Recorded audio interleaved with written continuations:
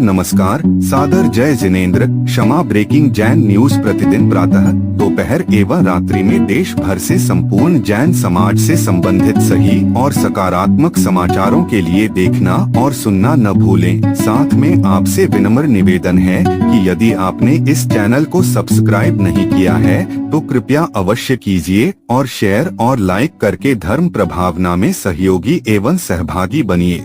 जब इसमें हाथ किसका वैराग का बीज उनके द्वारा बोया गया, फिर आगे जब क्या हुआ, महाराज जी का विहार हो गया, उसके बाद समाज की भी एक बहुत बड़ी भूमिका होती है।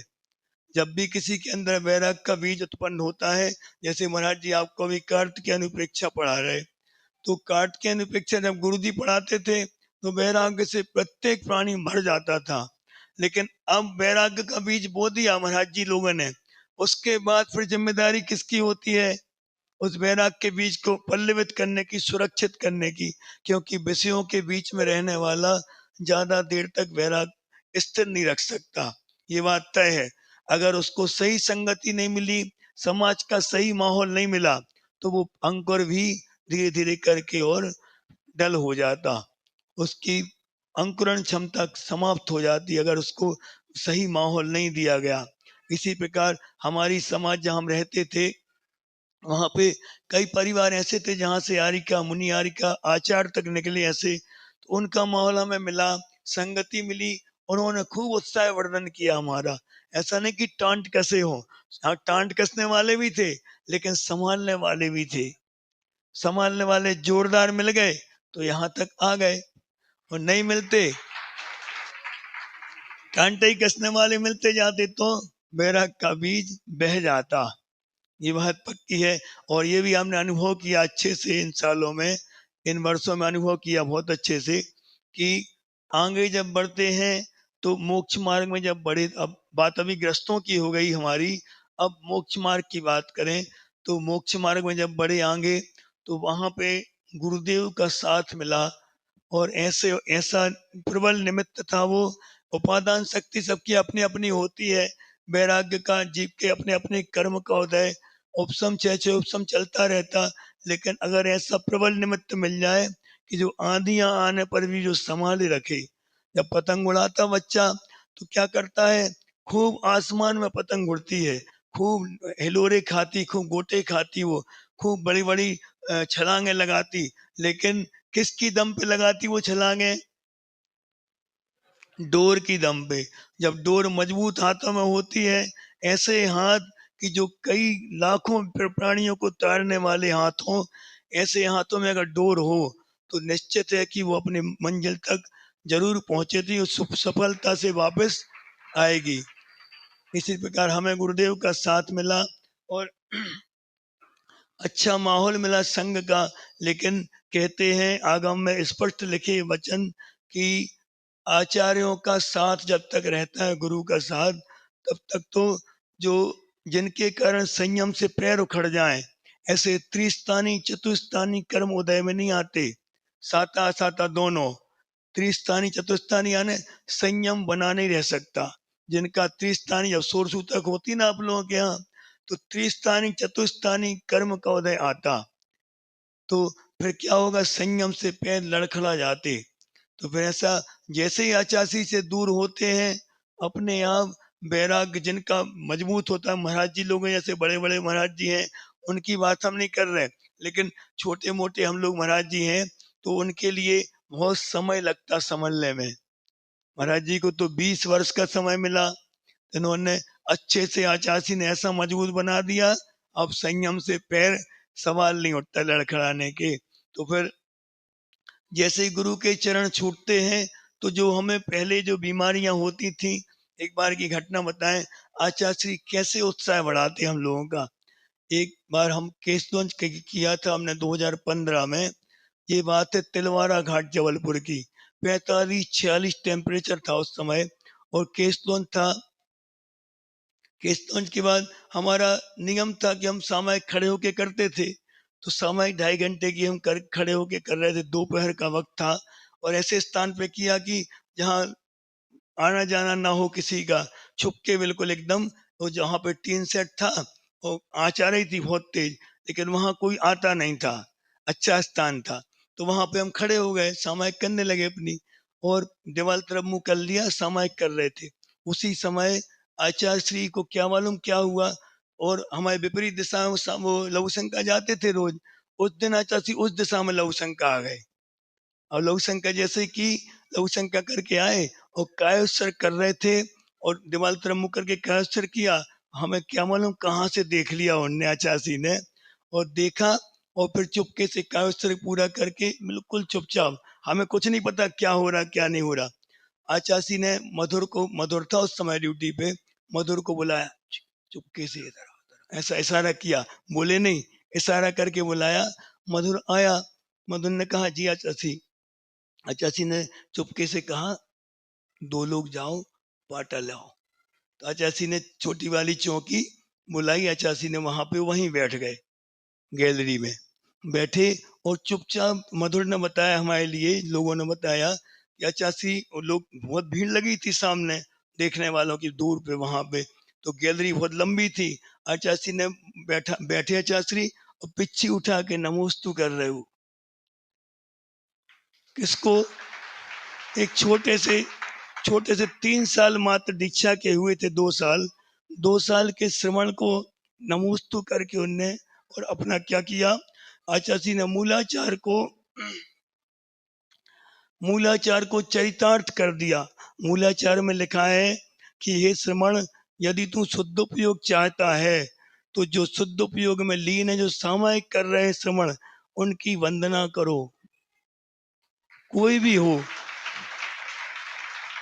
जैसे हमने ये घटना, हमें कुछ नहीं पता क्या हो रहा क्या नहीं हो रहा, बाद में फिर मधुर ने हमें वो भी बात बताई, तो हमारा दिल गदगद हो गया कि ऐसे गुरुदेव मिले हैं कि जो कि स्वयं तो मार्ग पर चलते हैं दृढ़ता के साथ, लेकिन अपने शिष्यों को कभी कम नहीं समझते।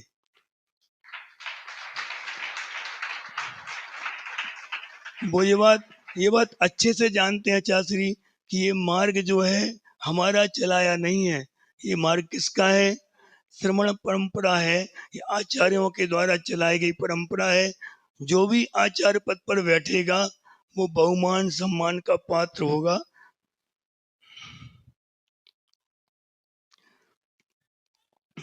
प्रत्येक शिष्य को, प्रत्येक उनके जो अनुयायी हैं, उनको एक मत होके उन आचार्य की बात माननी चाहिए। हमारा कहना आज के दिन बस इतना सा है कि सभी इस श्रमण परंपरा में जो भी आचार्य पद पर विराजमान हो, सभी साक्षी हैं इस बात के कि 2024 में आचार्य श्री का पद किसको दिया गया था? आचार्य श्री समय सागर जी को दिया था, और सभी मुनिराजों ने उनको हाथ पकड़ के और सिंहासन पर बैठाला था। उनकी कोई इच्छा नहीं थी। आचार्य श्री के लिए, आचार्य श्री से बढ़ के वो वैरागी थे आचार्य समय सागर जी। हमने स्वयं देखा उनको संघ में जब जाते थे। हाँ, जब भी हम संघ में जाते थे, आचार्य श्री के पास श्रीफल भेंट किया, और वहां ज्यादा समय तो मिलता नहीं था, और सब महाराजों की वंदना की, और जाके सीधे समय सागर जी के कक्ष में बैठ जाते थे, और जाके क्या करते थे, कुछ नहीं, उनको डिस्टर्ब नहीं करना। घंटों घंटों 5-5 6-6 घंटा हमने देखा, महाराज जी ऐसी से ऐसी मुंडी नहीं करते थे कभी। हजारों श्रद्धालु आते थे, दर्शन करके चले जाते थे, लेकिन महाराज जी का चेहरा ऐसे से ऐसा नहीं होता था कभी भी। इतने वैरागी थे वो, इतना दृढ़ वैराग उनका था। और जब 2014 में जब दीक्षा का 1 साल हुआ था, हमारा अगला चतुर्मास था रामटेक के बाद विदिशा चतुर्मास में हम और निरापद सागर जी आचार्य श्री के बिल्कुल जस्ट सामने वाले कमरे में थे। तो हम लोगों की ड्यूटी करने का अवसर मिल जाता था कि गुरुदेव की कुछ सेवा कर सकें, आप लोगों से बचा सके उनको कुछ। हाँ, आप लोगों के लिए तो वो कौन है? गुरु नहीं है, वो भगवान से बढ़ के है। वो भगवान को कौन नहीं चाहता? जिन भगवान को छूने का अधिकार, उनको तो झपटेगी जनता, पक्का है। तो फिर चींटियों से गुड़ को बचाना था। तो हमने क्या किया, हम और निरापद साई जब चाहे जब भी लगता था कि हुजूम आ गया एकदम, तो हम अपने कमरे से निकल निकल के सब महाराज जी लोग आचार्य को बचा लेते थे। बचा माने उनकी रक्षा कोई कर नहीं सकता, स्वयं रक्षित थे वो, लेकिन हमारा कर्तव्य है कि आचार्य की अनुकूलता बनाए। जैसे बने तैसे आप लोग क्या होता, भक्ति में विवेक खो देते, तो उसमें उसमें हम लोग फिर अपने कर्तव्य पर आते हैं कि अब उनकी रक्षा कौन करेगा, हम लोग ही तो करेंगे। तो फिर हम लोग आते थे और आचार्य को आप लोगों से सुरक्षित करते थे। और सामने कमरा था, आचार्य ने ईर्यपद भक्ति की, और ईर्यपद भक्ति के बाद हम सभी महाराज जी को आशीर्वाद दे के और बाहर कर दिया और अपने कक्ष में चले गए। कक्ष में गए तो वहां पे अब कौन आए, और दो चार महाराज जी और आ गए जो लेट आते थे आहार करके, वो आ गए और प्रत्याख्यान के लिए दरवाजा आचार्य ने तुरंत बंद कर लिया। आचार्य समय सागर जी पहुंचे आचार्य श्री के पास, और हमारे कमरे पूरी आवाज आती थी, दरवाजा बंद होने के बाद भी आती थी। दरवाजा अंदर से लॉक था, आचार्य श्री थे और समय सागर जी थे, दोनों महाराज जी थे वहां पे। इतनी जोर जोर से रोने की आवाज आ रही थी वहां पे, अच्छा समय सागर जी की बहुत जोर जोर से क्यों आवाज आ रही थी, हम बाद में मालूम, आवाज भी आ रही थी, शब्द भी सुनाई दे रहे थे, हम सब लोग सुन रहे थे वहां बैठे बैठे आराम से। क्या आवाज, आचार्य श्री बोल रहे थे कि तुम मानते क्यों नहीं हमारी बात। आचार्य समय सागर जी कह रहे थे आप क्यों हमसे बार बार बोलते हैं ये बात, हम स्वीकार नहीं कर सकते, ये आवाज शब्द हमने सुने अपने कानों से। बाद में फिर विदिशा में संभव जब उसकी कम से कम आधा पौन घंटा वो चर्चा चली, चर्चा का निष्कर्ष क्या निकला वो कुछ दिनों के बाद मालूम पड़ा, जब उनको निर्यापक पद दिया गया। उसके पहले संभव सागर जी के हाथ से और आचार्य समय सागर जी के पास प्रायश्चित ग्रंथ भेजे गए। कौन से ग्रंथ? प्रायश्चित ग्रंथ को पढ़ने का अधिकारी मात्र आचार्य पद का दावेदार होता है और दूसरा कोई व्यक्ति हो नहीं सकता, क्योंकि प्रायश्चित देने का अधिकारी मात्र कौन है? आचार्य परमेष्ठी है। कितनी बड़ा निर्यापक भी क्यों ना हो, लेकिन प्रायश्चित कौन देगा? शिक्षा दे लो, दीक्षा दे लो, लेकिन प्रायश्चित देंगे तो कौन? आचार्य पद के धारी देंगे। और वो आचार्य पद के धारी लाखों में एक होते हैं, जिनका चारित्र निर्मल होता है, वो दृढ़ चारित्री होते, जो कि अपने साथ पूरे जिन शासन की बागडोर संभाल सकें, पूरे जिन शासन का भार अपने कंधों पर लेने वाले ऐसे दिग्गज आचार्य होते हैं। ऐसे आचार्य पद को समय सागर जी जैसे नहीं मानने वाले और आचार्य जी जैसे मनाने वाले हमने आज तक नहीं देखे कभी। उन्हीं की आज्ञा में, उन्हीं के संकेतों पे चलना हमारा प्रथम कर्तव्य है। शिष्य का पहला कर्तव्य यही है कि वो अपने आचार्य की आज्ञा में चले, निर्देशन में चले, उसी में उसका कल्याण है और समाधि उसी की ही होगी, ये बात भी तय है। स्पष्ट आगम में लिखा कि असमाधि के स्थानों में आया कि जो आचार्य के विपरीत चलता है, आचार्य की आज्ञा के विपरीत चलता, वो असमाधि की तैयारी कर रहा है। इसलिए समाधि के स्थान और प्रत्येक साधु का लक्ष्य क्या होता है? दीक्षा लेते समय लक्ष्य निर्धारित हो जाता है कि हमें अब कैसे प्राण छोड़ना है, संयम चेतना के साथ प्राण छोड़ना है। और ये चेतना कब क्या कहलाती है कि अंतिम समय तक संलेखना समाधि पूर्वक हमारा मरण हो, प्रत्येक श्रमण ये दिन रात भावना भाता है। और आचार्य इसमें महती भूमिका निभाते। कोई भी व्रत नियम आदि लें, आचार्य को बता के लें। हमने जब एक बार बीना मारा में, हमें कोई ज्ञान नहीं था, नए नए थे, भगवती आराधना का स्वाध्याय शुरू किया। एक दिन हुआ, हमारे रूम पार्टनर थे योग सागर जी, क्योंकि हम लोग आचार्य जी ने बोल दिया था किसी के साथ स्थायी नहीं रहना, सभी बदलते रहना कमरे, हर 15 दिन में अपना कमरा बदलना, ऐसा आचार्य जी ने स्पष्ट कह दिया था। तो हम योग सागर जी की बारी आई, योग सागर के पास रहते थे हम 15 दिन के लिए। तो योग सागर को हमने जाके बताया कि महाराज जी हमने भगवती आराधना ग्रंथ शुरू किया आज। तो महाराज जी ने कहा क्या करते हो? आचार्य जी से पूछा है? हमने कहा नहीं, हमें मालूम था पूछा जाता है, तो पूछ लेंगे। तो पूछने गए तो उस समय और दूसरा ग्रंथ चालू हो गए, तो हम वो पूछ नहीं पाए। लेकिन प्रत्येक चीज आचार्य से पूछ के जो करते हैं वो शिष्य अद्भुत होते हैं। और आपके लिए ऐसे अद्भुत संतों का समागम मिला। हमने महाराज जी को देखा, सुसगांव में भी देखा। सुसगांव से यहाँ आना था उनको, यहाँ के लिए उनने 3 बार पूछा, निर्यापक श्रवण मुनि से नियम सागर जी से 3 बार पूछा। आप सोचो आप कि वो बोल रहे हैं बार बार कि आपको पूरा भ्रमण कर लो, जहां अनुकूलता लगे वहां कर लेना, लेकिन 3 बार, क्योंकि उनके साथ उत्कर्ष सागर जी की जिम्मेदारी दी गई है। कोई भी औषधि चलाना है 2 जगह पूछी जाएगी बात। कहाँ पे? नियम सागर जी से और आचासी से 2 जगह बात पूछी जाएगी, तब बिल प्रस्ताव पारित होगा वरना निरस्त। ऐसा है सिस्टम। हमें आत्मा आत्मा से इतनी, हमने आज सुबह महाराज जी से बोला कि आपका उपकार रहा जो आपने हमें अपना लिया। हमने बोला था महाराज जी से, अजय सागर से ही बोला था कि हमें महाराज जी आप उत्कर्ष सागर जी की वैयावत्ती करना है। हमें महाराज जी से ही बोला पूछ के, और महाराज जी ने कहा कि आप यहीं रहो, महाराज जी की वैयावत्ती करो। ठीक है। और वहाँ आचासी के भी संकेत आ गए। फिर आचासी ने स्पष्ट संकेत दिए कि चौमासे तक आपको यहीं रहना है, फिर चौमासे के बाद फिर आगे बताएंगे। जहाँ गुरुदेव बोले वहाँ हमारा जीवन, कोई चाह नहीं है कि हम किस संग में जाएं, जहाँ जाएं उनकी आज्ञा में रहें बस, और अंतिम श्वास तक उनकी आज्ञा का पालन करते रहें इसी भावना के साथ कि मुझे भी संयम का जो फल है, अंतिम फल जो गुरुदेव ने करके दिखाया, संलेखना समाधि तक हम पहुंच सकें, ऐसी शक्ति हमें प्रदान करें आचार्य श्री। इसी भावना के साथ कि सबके जीवन में आज, हाँ एक छोटी सी बात और बता दें अंतिम, बस 2 मिनट में।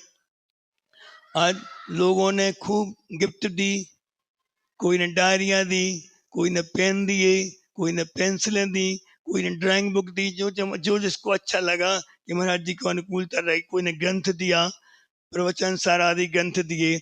लेकिन एक गिफ्ट, हमें एक अद्भुत गिफ्ट मिली आज सुबह सुबह जब मंच में बैठे थे। एक बच्ची आई, एक बहन आई, वो क्या बोलती है, महाराज जी आज हमें एक नियम लेना है। हमने कौन सा नियम लेना? उसने कहा कि हम कभी अपने जीवन में व्रतियों की निंदा नहीं करेंगे। हमें लगता है कि इस दीक्षा दिवस की सबसे बड़ी सार्थकता हमारी हो गई। सुबह सुबह दुकान अच्छी चल गई, शानदार। इससे बड़ा नियम और क्या है बताओ? कभी व्रतियों की निंदा नहीं करेंगे। जिसने भी महाव्रत या अणुव्रत धारण किए हों या प्रतिमाएं आदि ली हों, उनकी निंदा हम नहीं करेंगे। कितना बड़ा संकल्प है ये, और वो भी महिला होके। हाँ, सबसे ज्यादा अगर निंदा पुराण का विस्तार होता है तो हाँ, इसलिए ये स्त्री पर्याय की सार्थकता हो गई हमारे ख्याल से। तो उसने स्त्री पर्याय का छेदन उस नियम से कर दिया, बिल्कुल। और हम तो भावना भार है, हम भाव नहीं भा सकते, बस जबरदस्ती नियम देना हम अपने नियम के विरुद्ध समझते हैं। जबरदस्ती किसी के साथ नहीं। आप लोग भी चाहें तो नियम स्वीकार कर सकते कि हम किसी भी अपने जीवन में कभी किसी वृत्ति की निंदा नहीं करेंगे। और आपको लगता है कि ये काम वृत्तियों के योग्य नहीं है, तो आप सीधा जाके उनसे बात कीजिए। व्हाट्सएप पे चर्चा नहीं, निंदा पुराण नहीं, सीधा जाके उनसे डायरेक्ट बात कीजिए, महावृत्ति से या वृत्ति से, जिससे करना हो, या फिर उनके गुरु के पास जाइए। ये सही आगमिक विधि है। इसके अलावा अगर आप कई लोगों से बता रहे हैं, ऐसे लोगों से बता रहे हैं जिनके पेट में कहीं बात ठहरती नहीं है, तो वो महान दोष कहलाता।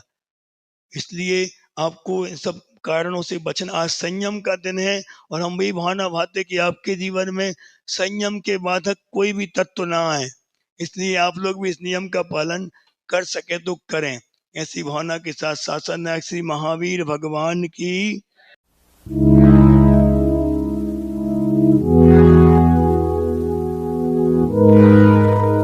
क्षमा breaking Jain news YouTube channel पर विज्ञापन देकर धर्म प्रभावना में बने सहभागी। विज्ञापन देने हेतु संपर्क कीजिए मोबाइल नंबर 9026900740 एवं समाचार एवं वीडियो भेजने हेतु WhatsApp number 9335236222। Kshama breaking Jain news YouTube channel देखने के लिए आपको बहुत बहुत धन्यवाद। सादर प्रणाम, सादर जय जिनेंद्र।